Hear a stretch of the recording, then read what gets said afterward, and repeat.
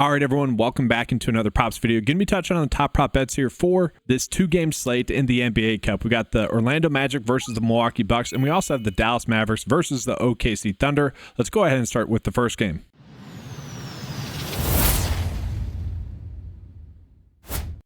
And so I think a good starting point is actually going to be looking at the Magic because they are going to be pretty thin heading on into this game. So they're going to be without Franz Wagner. He's out. We already know that. And they're still going to be without Banchero, which does create some potential opportunities for us betting-wise. But in terms of some of the bets that are currently out there, maybe not as much as we would like. It is important to call it that this is only a 7.5 point spread as well, which I would have thought it'd be a lot more going against the Milwaukee Bucks without their top two players. Like, to me, that's kind of crazy. I don't know. I feel like it should be at least 9 points. I don't know. That's a little crazy to me. Now, we did just see the Magic play without those two players, so I think it's important to call that out as well, minutes-wise and production-wise. Let's see if it matches up with the per 36 production. So the one thing that's interesting is Mo Wagner only got 17 minutes in his last game. He is someone that really benefits with those two players off the court, has a massive bump in his usage rate, and his per 36 production is off the chart. It's actually the highest out of anyone. He averages like 22.3 points per 36, 11 rebounds, 3.4 assists, a 26% usage rate, and 45 fantasy points per 36. Now, he's not going to get 36 minutes, but that's my way of calling out. He is a strong point per minute type producer. We've seen the last game, and this isn't always going to happen, but 1 block, 2 steals, 3 assists. Like, he just is stuffing the stat sheet. And so maybe he's someone on PrizePicks you can look at for fantasy score. And then looking at Jalen Suggs, he ended up having 26 points in that game, only 31 minutes, did shoot the basketball a bunch. But if you look at his per 36 production with those two players off the court, only averages 19.3 points. Now, he is going to get a good matchup against the Bucks guard-wise, but maybe that line is a little bit too thin. And actually, the biggest player that I want to call out here is Cole Anthony, guys. Cole Anthony got 29 minutes in that game, 14 points, and that's really what you would expect. He's a player that does benefit a pretty hefty amount as well. Worth calling out Goga's minutes, 30 minutes in that game. For him, he had himself a good game, kind of expected as well. So let's go ahead and touch on some of these bets. And so for me, guys, I am looking to bet on Mo Wagner a little bit here, but we need his minutes to be higher than what they were. That's the biggest concern, is that those minutes definitely need to be higher. But again, at the same time, he is a strong point per minute type producer. It wouldn't be shocking to see him get 12.5 points and assists in this game. I actually don't mind the over points, but again, he is someone that can get assists as well. Given the fact that the data is telling us to bet the over here, 52.4% likelihood for the over, I'm kind of okay with that one. And then let's just jump into Jalen Suggs. I think it is kind of interesting to call out here. This points line of 20.5, it is a little bit too high if you look at his per 36 production, again, with those two players off the court. And so the fact that the data is even telling us this is a 50-50, maybe slightly favoring the under, I'm kind of okay just passing up on him as a bet in general. Even his assist line, guys, that's a little bit too high. He only averages 3.8 assists per 36 with those two players off the court. So for me, he feels like a stay away, honestly. So let's just get off of him. Now, maybe we could be on like Silva, potentially get over his rebounds. This is a bet that he was able to get his over on here in his last game. Again, I think that's obviously we got a direct example of what this team kind of looks like with those two players off the court. But he only played 19 minutes in that game. We need him to get more minutes. Now, he does average 3.7 rebounds on the season. So we need a slight uptick in his minutes for sure for us to feel comfortable betting on that. But I feel like it's a slight edge. But again, just to reiterate, not the best like PrizePicks or underdog bet because the under is favored and I'm kind of more on the over side. So let's jump on into Goga, and that's where we really are gaining a slightly better edge, I would say, in terms of bets that I like. Like his rebounds and assist line here of 10.5, I don't mind the over specifically because the data is telling us to bet the over. He is someone that does average 4.2 assists per 36. And we look at the projection. I think those minutes are going to be much higher, guys. I think they're going to be closer to 30. They're going against the Bucks. They need to get some of these bigs some minutes, right? So like the Bucks with Giannis, Brook Lopez, Bobby Portis, they're going to need to get him some minutes, but maybe it's someone that gets into foul trouble. I expect that number to go up tomorrow, his projected minutes, but still 4.2 assists per 36, fine with that. Rebounds and assists, I'm fine with that as well. Averages 16 rebounds per 36 with those two players off the court. And again, we look at last game, he was able to get a lot of run in that game. And then a player that we are currently not getting any lines on is going to be Cole Anthony, and he's probably the player I want to bet on the most, honestly. The Bucks give up a bunch of assists to opposing shooting guards specifically. And so he is someone that, again, per 36 production with those players off the court, averages 6.2 assists per 36, which is much higher than his season average of 2. So I think that could be an edge for us. We look at the last game, ended up getting 3 there. So if this is even at like 2.5, 1.5, I would actually really like the over. His points total is going to be a good bet for us as well. I think that's a bet that we could get to on the season averages 5.3. Just not playing that many minutes. That's the issue. But in games where he has had to get more minutes, 27 minutes against Charlotte, 29 minutes against Phoenix, 14 points there.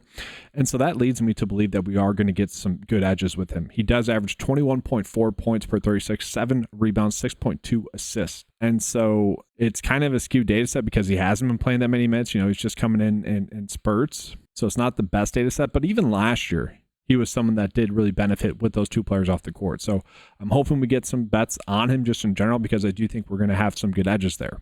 So guys, we're going to go ahead and jump on into Chris Middleton. And I'm kind of a fan of his over points or his assist. I wish we could do points and assists, but that's at 14.5.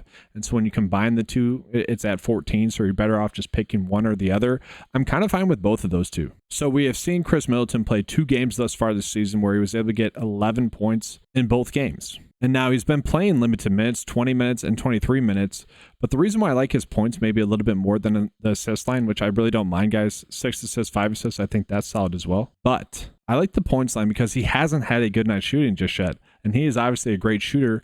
Maybe just, getting more acclimated, getting into more like, game shape and whatnot. But man, it's tough to imagine him having 2 poor nights shooting in a row. And so I'm kind of okay betting on him to get over 10.5 points, especially that he was able to get over 11 in both of those games. Now, yes, he did get to the free throw stride. That's part of it.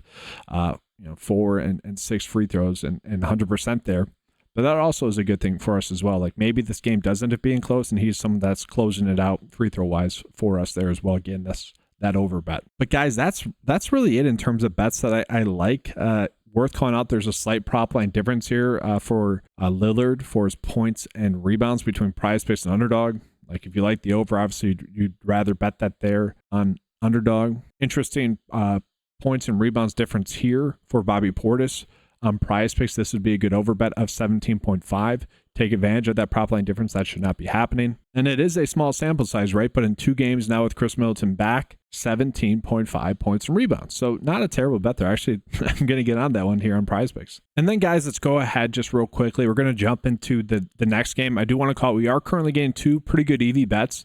I imagine that these will be bumped by the time most of you guys are watching this. But if they're not, by all means, we want to attack Kyrie Irving and SGA for over 2.5 turnovers. Those are strong bets. We should be making those.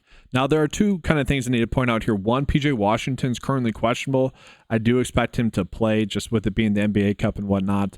But another thing that I want to call it is that these 2 teams have met. But in the game that they met, Luka was out, and PJ Washington actually ended up having a pretty big game. And Isaiah Hartenstein was not playing for the Thunder then. To me, that's just not even worth kind of really bringing up all too much. Like Kyrie got his over points line that we're seeing here tonight. It's not really worth kind of bringing that up because there's nothing behind that. Luka's out in that game. Hartenstein's on that game. Just a whole different look there with both teams. Now, guys, that being said, I actually don't hate Kyrie's over points at 21.5 just in general. The minutes should be there. This should be a pretty minutes-heavy game for him, just given it that it's going to be the NBA Cup. And he's someone that really does benefit with PJ Washington off the court, so probably not a likely thing that's going to happen. But if that news does break our way, we're getting a massive edge here. This is a pretty big sample size. There's like 200 minutes going into this. He averages 10 more points per 36 with him off the court at around 31 points, which is pretty crazy there. And so I could see betting the over points for him there if you guys want to do that. I don't hate that idea, but again, if PJ Washington's out, that becomes a much better bet there. Then the interesting thing about this matchup with OKC is that they give up a lot of rebounds just in general. And so for Dallas, let's just take a peek at the rebounds profits that we are getting. Reno's Clay over 2.5 rebounds. I'm kind of okay with that.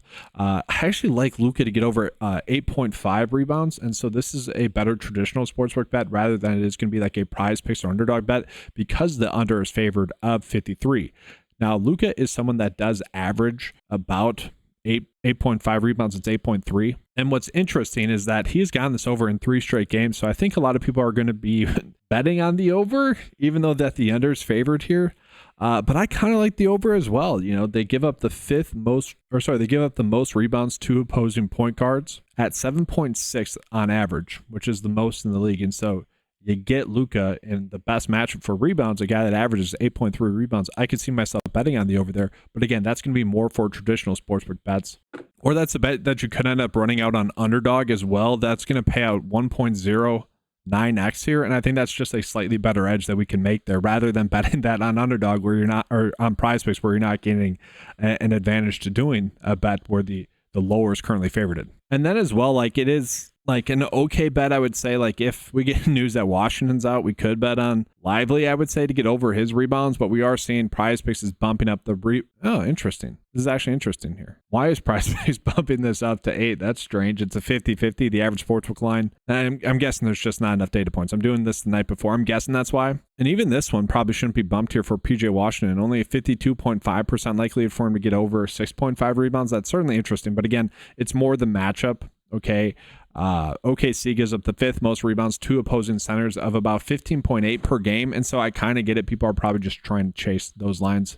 And so, guys, going to be getting into the bets of the day here, but just want to remind you guys of the promo codes that are going on the website. Use the promo code KEEPCASH and get 20% off your first 9 to 5 month membership. Or if you guys are a returning member, you guys can use that as well. Let's go ahead and jump on into the PrizePicks bet of the day.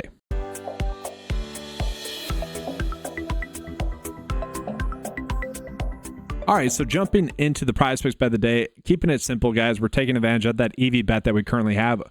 Kyrie to get over 2.5 rebounds. Now, if any of these lines get bumped, you can just sub in any of the bets that I'm going to recommend on Underdog. If you guys like them, do want to call it though. Like if you are betting specifically on PrizePicks or Underdog, and you guys are a 9 to 5 member, make sure to check the sheet beforehand to see if we are getting any EV bets. EV bets are bets that are over 54% likelihood or better to hit first, because that's always our first priority. But if you like any of those, the bets I'm going to call it on Underdog, I use the Underdog slip more as the traditional sportsbook bets that I like for the night. But Bible Porter's over 17.5 points and rebounds. That's currently a really good bet on PrizePicks because it's off by 1 compared to Underdog. All right, so looking at the Underdog bet slip, Chris Middleton over 10.5 points. Already touched on that a little bit there. I like the fact that he's been able to get the over twice, 11 points in his first 2 games back. Maybe sees a slight increase in minutes. I doubt that it'll probably still be capped at around 25 max. But he has had 2 kind of poor night shooting in a row, so I kind of expect him to have a spike up and have good night shooting finally. Goga then to get over his points and rebounds. He's just someone that does benefit seemingly. I mean, it's a 1-game sample size, but we did see that he was able to play 31 minutes in that game. And if we look at his per 36 production on the year with Banchero and Wagner off the court, he is someone that should easily be able to get this over. Tristan, I don't exactly love this one for Silva here for his over 3.5 rebounds. That does feel like we're forcing it a little bit, but he's someone that I think it makes sense to get a little bit of extra run in this game. And then Hardenstein, guys, I'm just going to continue to roll with him over 3.5 assists. That's just a solid bet. He's been someone that has been playing a bunch. I actually probably will like his over fantasy score a little bit more. Dallas gives up a lot of steals and blocks to opposing bigs. And Hardenstein, like they give up 2.1 assists or steals per game. And so maybe Hardenstein for over a steal. Maybe we could do that. I don't mind him to get a double-double. I don't mind Goga to actually get a double-double as well. I think those are okay bets there. Those are going to be plus bets that are not bad. Kyrie again to get over 21.5 points. That bet becomes much better if PJ Washington sits. And then I did go with Luka for his higher points. Remember, that's going to pay out like 1.08x. That's kind of why I'm chasing that. And then Mo Wagner. I wanted to bet on him. Needed to get a little bit more minutes. I was surprised he didn't get more minutes in the last game, but given this matchup with the Bucks, there is a chance that he gets them into foul trouble, so I don't mind that over, or that he doesn't get into foul trouble, that one of the other bigs, maybe Goga gets into foul trouble, maybe Wendell Carter gets into foul trouble, which leads to him getting a little bit more run in that game.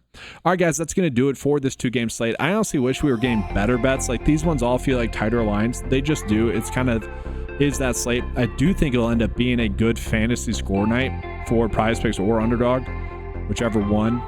Sometimes they're off by a little bit. I think it's going to be a better night for that. So be on the lookout for that. Again, if you guys are 9 to 5 members, be on the lookout for that on the PrizePicks and Underdog cheat sheets. That's going to be all. Thanks for watching, guys. Good luck. And as always, let's keep cashing.